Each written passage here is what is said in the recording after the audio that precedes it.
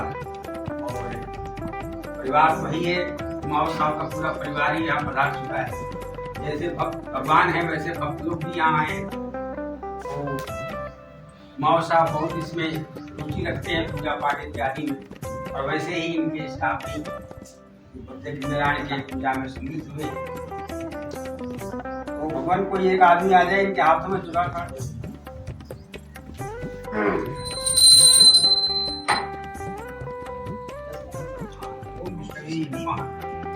आप लोग बोलिए पूर्वोक्त ग्रह गुण विशेषण विशिष्टायाम शुभ पूर्ण तिथौ मासानां मासोत्तमे मासे मासानां मासो अपना अपना नाम रखें। सर्माहम अद्य कृतैतत श्री बटुक हरि भगवान यज्ञ नारायण गणेशाम्बिका सूर्यादि नवग्रहादि सर्वत्रो छोड़ दीजिए वहां। अब सभी लोग विश्वेश्वरी पाहि विश्वम अमेश्वरी देवी चराचरस्य ओम कलशस्य नमः, ओम नामिकाभ्याम नमः, ओम प्रभुकाय कनिष्ठकाभ्याम नमः, ओम ह्रीं प्रभुकाय कृष्णाभ्याम नमः, ओम ह्रीं प्रभुकाय हृदयाय नमः, ओम भूतात्मने स्वाहा, ओम क्षेत्रज्ञाय स्वाहा, ओम क्षेत्रदाय स्वाहा, ओम मदाय स्वाहा, ओम कालकष्ठाय स्वाहा, ओम कविये स्वाहा, ओम नागहाराय स्वाहा, ओम भीमकेशाय स्वाहा, ओम कालाय स्वाहा, ओम कामिनीयाय स्वाहा, स्वाहा, ओम सिद्धिदाय स्वाहा, अष्टमूर्तये स्वाहा, ओम मोहनाय स्वाहा, ओम मारणाय स्वाहा, भैरव अष्टोत्तर मंत्रस्य शतनाम मंत्रस्य वेदारण्य कृषि अनुष्टुप चंद्र श्री बटु भैरव देवता बिंग बंग बीजम ह्रीं शक्ति प्रणव श्रीमुखात्मने स्वाहा। आप लोग तेज बोलिए। ओम क्षेत्रज्ञाय स्वाहा, ओम क्षेत्रदाय स्वाहा, ओम विराजे ओम मानसासिने ईश्वरांतकाय ओम दक्षिणेन्द्रो विदस्रवाः स्वस्तिनः पूषान् स्ववेदाः स्थिरस्कारक्षो अनिष्टनेमि स्वस्तिनो महत्पूर्णं पवित्रं पापनाशनम् आपदाहर्ते लक्ष्मी आपदाहर्ते नित्यं लक्ष्मी वसति सर्वदा।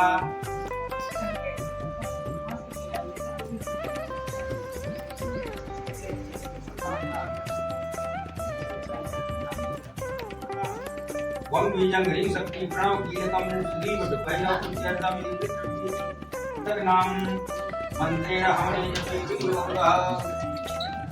योग करेंगे। ओम बंगुराय भैरवाय नमः, हृदयाय नमः, हृदय का करेंगे। ओम बंगुराय हृदय हृदय स्वाहा, ओम बंगुराय कवचाय ओम बंगुराय नक्षत्राय भूखट, ओम बंगुराय अस्राय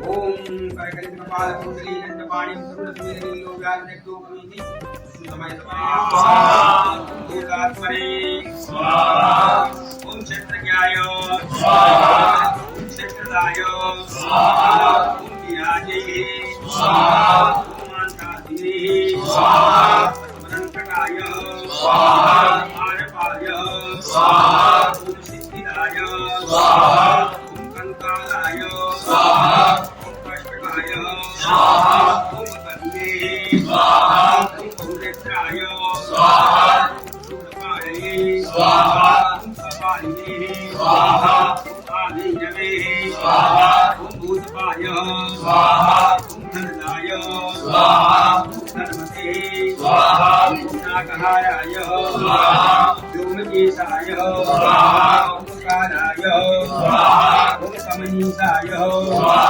ओम विलोचनाय स्वाहा, ओम भूतात्माय स्वाहा, ओम भूतभावनाय स्वाहा, ओम क्षेत्रपालाय स्वाहा, ओम क्षत्रियाय स्वाहा, ओम शमशानवासिने स्वाहा सर्वनाशिने स्वाहा ओम रक्षपाय स्वाहा ओम सिद्ध्याय स्वाहा ओम सिद्धिसेविताय स्वाहा ओम कालसवनाय स्वाहा ओम तनये स्वाहा ओम त्रिनेत्राय स्वाहा ओम पिंगललोचनाय स्वाहा ओम खड्गपाणे स्वाहा ओम धूमलोचनाय स्वाहा ओम भैरवीनाथाय स्वाहा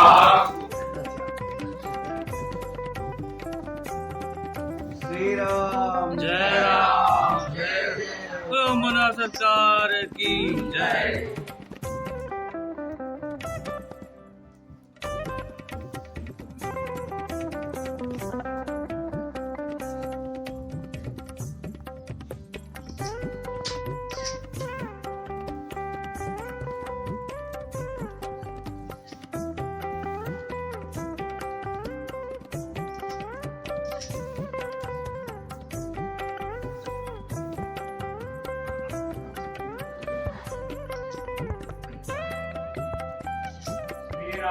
जय राम जय जय राम।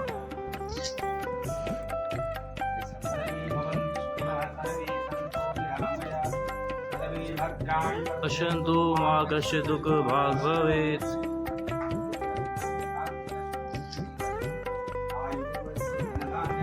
रामाय रामभद्राय रामचंद्राय वेत्से रघुनाथाय नाथाय सीताय ओम पतुलिवरधामं देवं सेवाविदेहं तनुजवद्विषाणं ज्ञानिनां जगन्यं सकल गुणनिधानं मानराणां ईशं रघुपति प्रियभक्तं वादिराजं नमामि। इस स्थान के स्थानाधिपति महाराज जी को हमारी ओर से बारंबार प्रणाम। ओम बंदागा जैसा कि ये पावन पवित्र स्थान है और इस स्थान पर शनिवार से उस पेपर के अंदर रविवार से लिखा था उस हिसाब से हमने बोल दिया।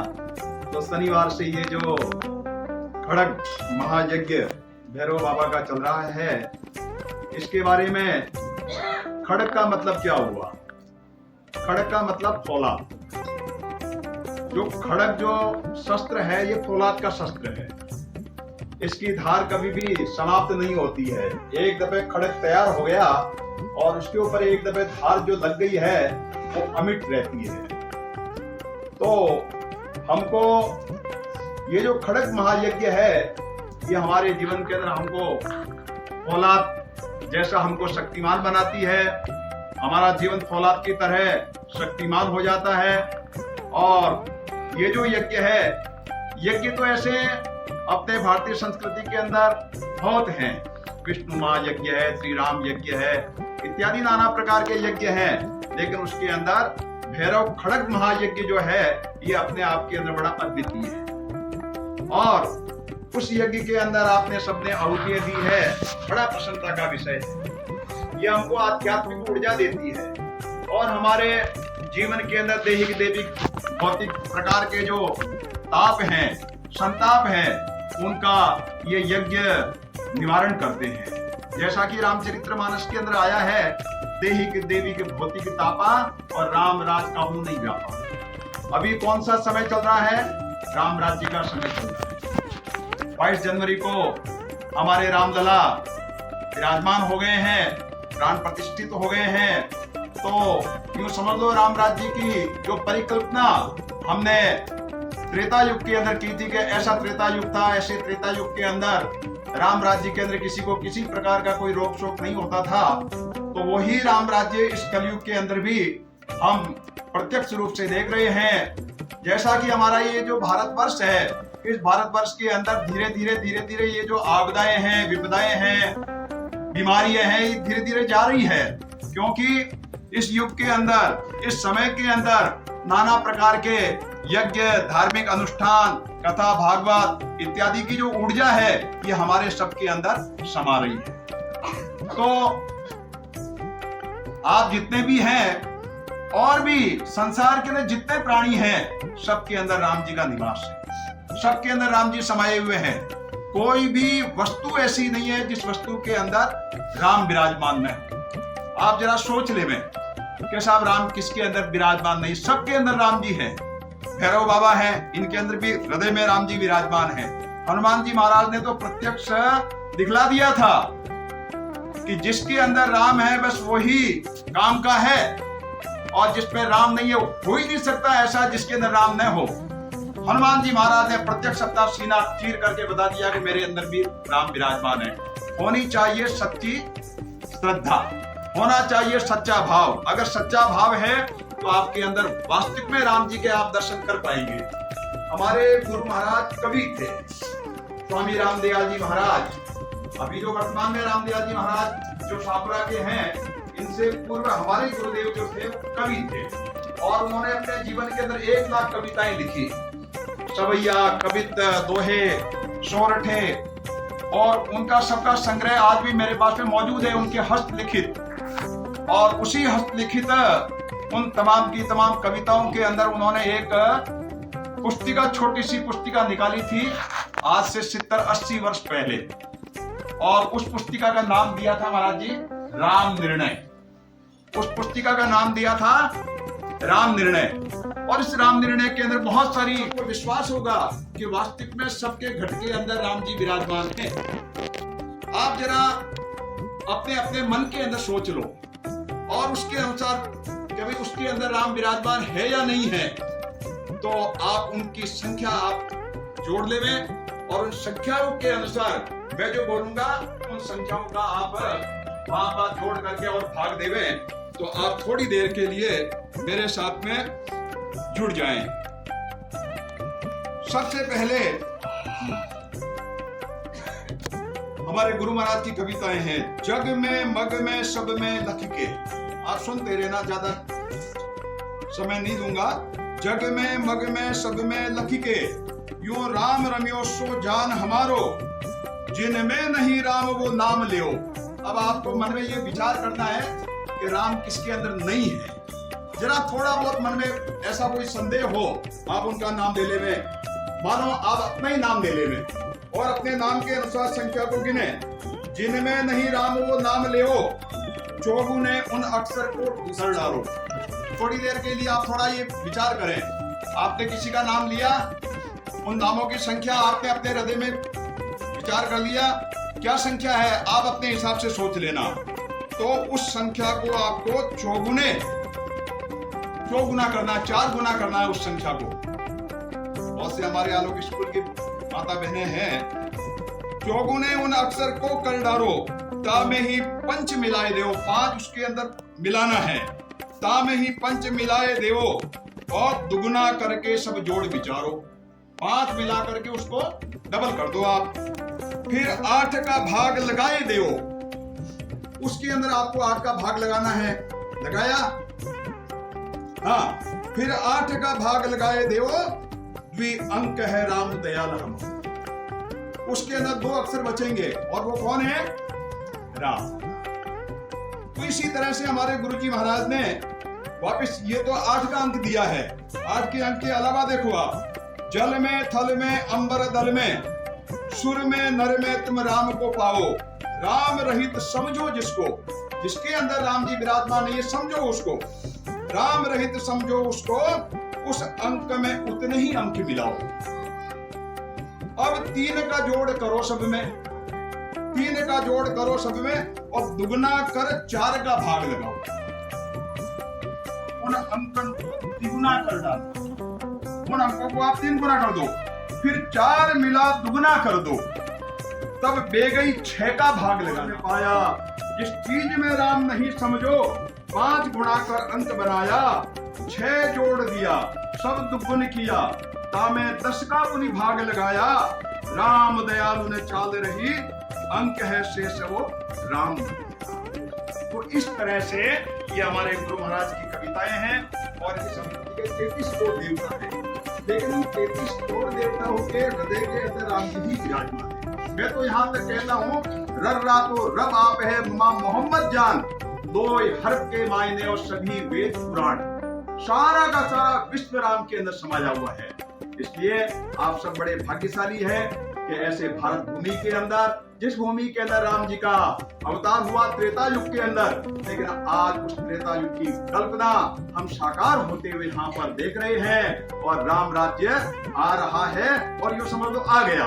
बोलो श्री राम जी महाराज राज्य की जय। शब्दों के साथ सर्वे भवन्तु सुखिनः, सर्वे सन्तु निरामया, सर्वे भद्राणि पश्यन्तु, मा कश्चित् दुःखभाग् भवेत्। ओम शांति शांति। श्री राम जय। आप तो लेते हैं, लेकिन वास्तव में ये जो महायज्ञ हो रहा है, इस महायज्ञ का अर्थ क्या है? मैं हमारे गुरुदेव कुमार से निवेदन करूं, पढ़ाने और वास्तविकता इसका महत्व हमारे में आदरणीय संत शिरोमणि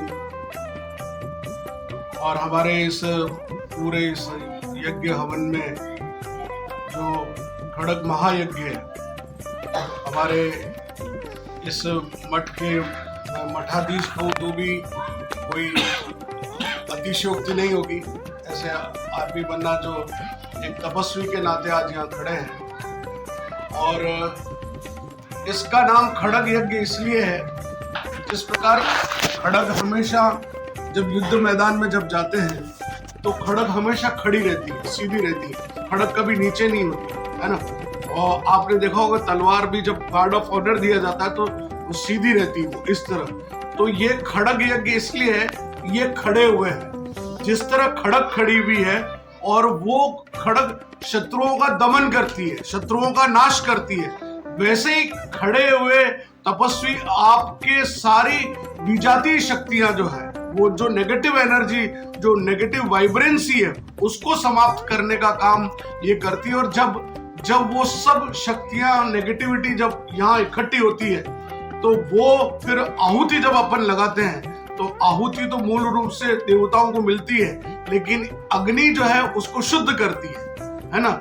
ये जो हम स्वाहा बोलते हैं, ये स्वाहा कौन है? ये स्वाहा वो है जो वो देवी है जो इस साकल्य को देवताओं के पास लेके जाती है, इसलिए स्वाहा बोला जाता है कि स्वाहा तुम लो इसे और ऊपर तक पहुंचाओ। स्वाहा नहीं बोलोगे तो वहां तक नहीं जाता, इसलिए बार बार कहा जाता है कि स्वाहा बोलो और वो वहां पहुंचता है। और जब खड़े हुए ये यज्ञ कर रहे तब कर रहे हैं तो निश्चित रूप से वो सारी एनर्जियां इनकी तपस्या भंग करने के लिए यहाँ आती है।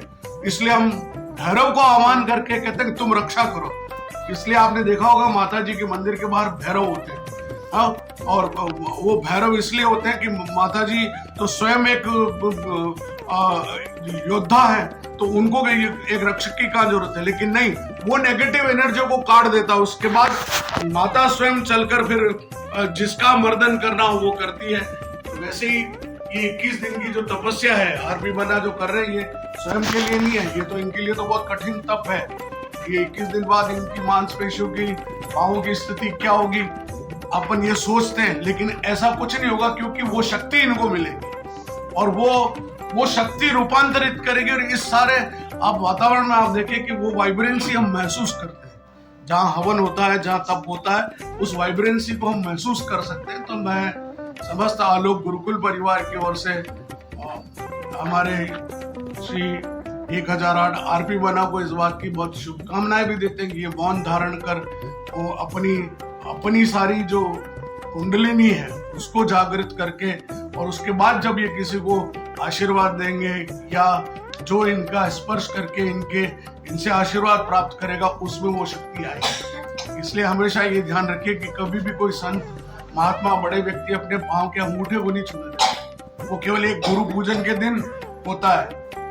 आपको कुछ नहीं आता, आपको जप नहीं आता, तप नहीं आता, आप पढ़े ज्यादा किताबें नहीं पढ़ते, आप धर्म ग्रंथ नहीं पढ़ते, लेकिन अगर आपने किसी सिद्ध पुरुष के अंगूठे को छू लिया तो वो सारी शक्ति आप में आ जाएगी। इसलिए कोई भी बड़ा व्यक्ति जो संत है वो कभी अंगूठे को नहीं छूने देता, सिवाय गुरु पूर्णिमा के। इसलिए वो कहते दूर रहिए, है ना। उसके पीछे भाव ये होता है। तो हम सब आलोक गुरुकुल परिवार की ओर से आरपी बन्ना से यही कि इनको भगवान असीम शक्ति प्रदान करे। आलोक परिवार से ही जुड़े हुए, इसलिए आज सभी हम यहाँ आए हैं। भाई कमलेंद्र जी का इस ये जो स्थान है, ये भाई कमलेंद्र जी के संघर्ष की परिणति है। ये आप में से किसी को नहीं पता है। ये कमलेंद्र जी के द्वारा संघर्ष किया वो स्थान है जहां इन्होंने सरकार से भी युद्ध किया, सरकार से भी लड़े और फिर जाके इस स्थल को चेतन स्थल बनाया इन्होंने। ये चाहते तो अपना मकान बना लेते, आधे में ओमना का मंदिर बन जाता, लेकिन आज भी ये किराए के मकान में रहते हैं और इस समाज के लिए इन्होंने ये सारी भूमि संरक्षित करके और एक शक्ति स्थल के रूप में विकसित की है। भाई कमलेंद्र जी का भी इस बारे में साधुवाद है और श्री राम, जय राम, जय जय राम। और हम सब मिलकर निश्चित रूप से हम तो क्या प्रार्थना करेंगे, आप हमारे लिए प्रार्थना करते रहे कि आलोक के सनातन संस्कृति फैलाने का जो हम काम कर रहे हैं कि निरंतर उत्तरोत्तर प्रगति करता रहे और हम बार बार आपके यहाँ ऐसे आयोजनों में आते रहे। बहुत बहुत आभार, धन्यवाद। श्री राम, जय राम, जय जय राम। आप सब परिवार ही है, आप सबका बहुत बहुत आभार, धन्यवाद। पधारे।